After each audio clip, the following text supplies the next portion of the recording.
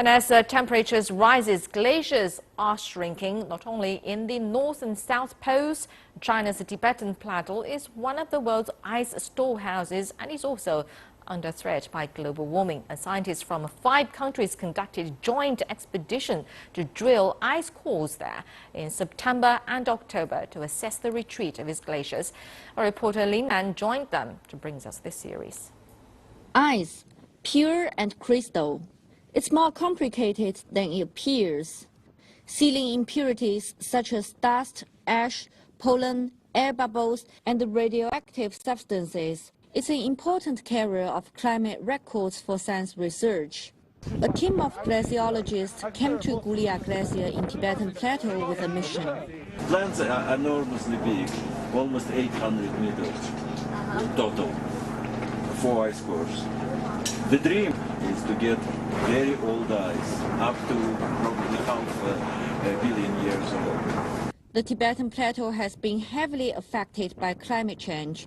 82% of the plateau's glaciers have retreated in the past 50 years, while 10% of the plateau's permafrost has degraded in the past decade. As you can see, because of global warming, we can see reducing of the glacier tongue. Because in 1992, ice was just here where our snowmobile now. Compared with the Arctic or Antarctic, the Tibetan Plateau gets a lot less attention due to its harsh conditions. Being an average of 4 kilometers above sea level also means extreme cold and thin air for people who work here. But what happens here matters to a lot of people.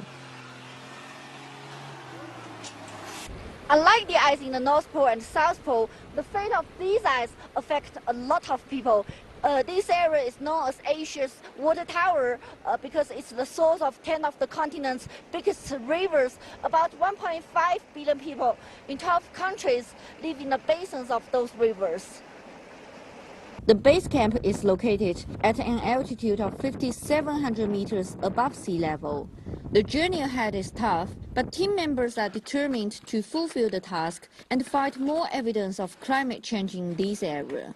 Lin Nan, CCTV, Gulia Glacier, Tibet Autonomous Region.